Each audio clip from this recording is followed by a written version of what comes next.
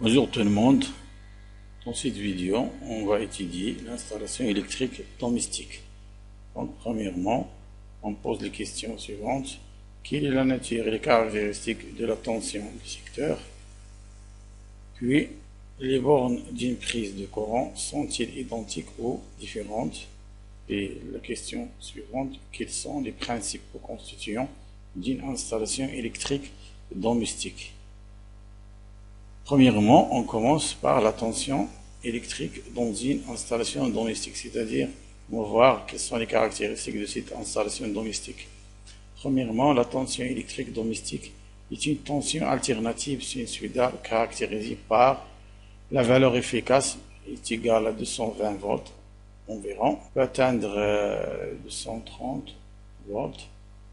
La valeur maximale est environ de 311 volts et la fréquence 50 Hz peut atteindre 60 Hz et finalement la période T égale à 0,02 secondes. On passe maintenant à l'installation électrique monophasée. Donc on va connaître quoi elle s'appelle monophasée.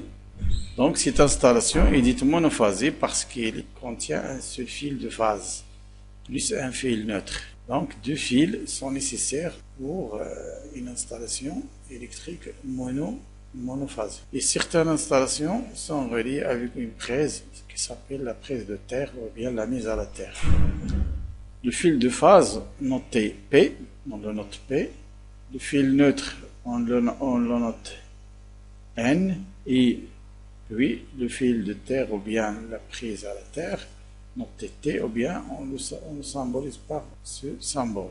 Voilà, cette image présente une prise du courant qui contient trois bornes, deux bornes femelles, une borne mâle. La question qu'on pose maintenant, comment peut-on identifier ces trois bornes? Premièrement, dans une installation domestique, une prise du courant constitue une source de tension. Donc il s'agit bien d'une source de tension. L'alimentation des appareils électriques se fait en raccordant ces appareils à la prise du courant. Directement, il faut raccorder l'appareil directement aux prises du courant pour fonctionner cet appareil. La prise du courant comporte trois bornes, deux femelles et un mâle. On a déjà parlé de ça. Donc, quelles sont les méthodes qu'on peut suivre pour identifier les trois bornes? Premièrement, on base sur la couleur du fil. C'est-à-dire pour le fil de phase, on utilise la coloration rouge. C'est-à-dire le fil de phase il est recouvert d'un isolant en plastique de couleur rouge. Puis le fil neutre il est recouvert d'un plastique, d'une couche de plastique isolante bleue ou noire. Et puis pour la mise à la terre, une borne reliée par le fil de terre ou bien la mise à la terre, on prend souvent plastique vert ou bien jaune ou jaune-vert. On a trois possibilités pour la mise à la terre. La deuxième méthode, c'est de mesurer la tension entre les différentes bornes d'une prise du courant. C'est-à-dire, on utilise un voltmètre, on mesure à l'aide d'un voltmètre les tensions entre les trois fils d'une prise de courant du secteur. On peut aussi utiliser un multimètre pour mesurer les tensions. Donc, les mesures nous donnent la tension entre la phase et le neutre, entre le fil de phase et le fil neutre, est environ de 120 volts. La tension entre le neutre et la mise à la terre est 0 volts. La tension entre la phase, ou bien le fil de phase et la terre est environ de 220 volts.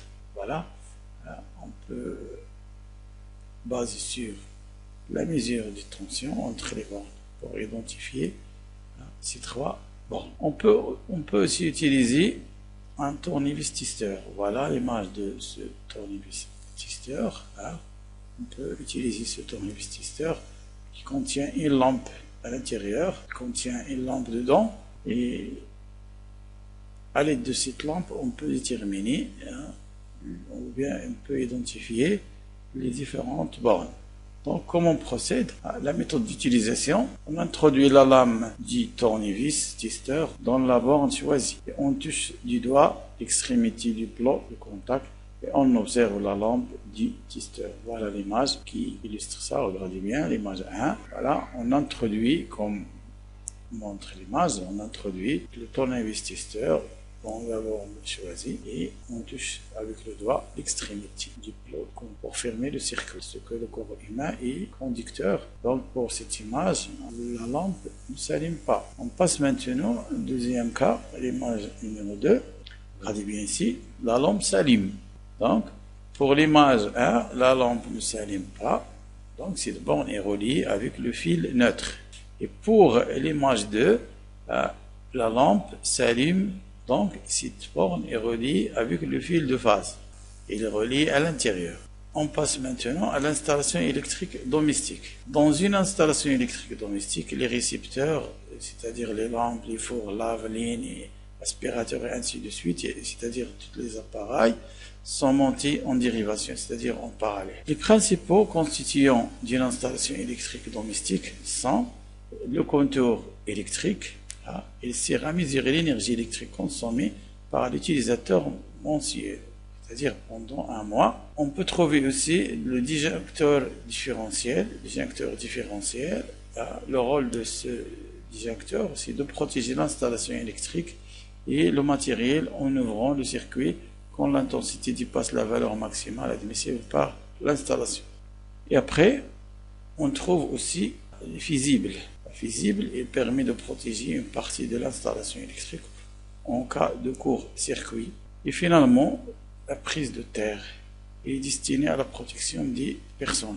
Cette image montre comment on fait pour réaliser une prise de terre ou bien la mise à la terre pour une installation électrique. Donc, on prend un piquet, on introduit un piquet dans le sol, un piquet d'environ 1 mètre de longueur.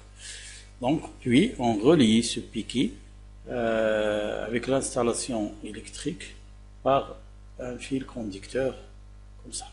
Prévention des dangers du courant de secteur. Voilà, le corps humain soumis à une tension peut être traversé par un courant électrique parce que le corps humain est conducteur. La résistance du corps humain diminue s'il est humide, c'est-à-dire dans l'eau. Donc l'intensité du courant qui le traverse augmente avec l'humidité. Un courant d'intensité supérieure à 30 mA peut devenir dangereux. Et aussi, une tension est dangereuse si sa valeur efficace dépasse 24 volts dans les locaux humides et 50 volts dans les locaux secs. Et l'électrocution peut se produire par contact du corps humain avec la phase d'une prise de courant. On protège les personnes d'une électrocution à l'aide d'une prise de terre. Voilà. Le rôle de la prise de terre, c'est de protéger les personnes contre l'électrocution. Et on peut aussi utiliser le disjoncteur différentiel ça c'est la sensibilité de ce disjoncteur. Un court-circuit peut produire quand le fil de phase entre en contact avec le fil neutre ou avec la terre. Ça, c'est les conditions qu'un court-circuit aura lieu. L'augmentation de l'intensité dans les conducteurs peut les porter à l'incandescence et provoquer une incendie. Quelques règles de sécurité. Dans cette partie, on va voir quelques règles de sécurité. Donc, premièrement, pour se protéger des dangers de courant électrique alternativement phasé, il faut éviter les choses suivantes, c'est-à-dire d'utiliser du matériel en mauvais état, boîtier cassé, fil disserté, etc. De débrancher un appareil en tirant sur le fil, de démonter ou nettoyer un appareil avant de l'avoir débranché, de bricoler une installation avec des rallonges non adaptées ou des prises multiples. Aussi de réenclencher le disjoncteur différentiel ou changer un court-circuit sans avoir déterminé la cause de dysfonctionnement. De toucher les fils électriques d'inédit et aussi de toucher une prise de courant, un interrupteur, un appareil avec des mains mouillées.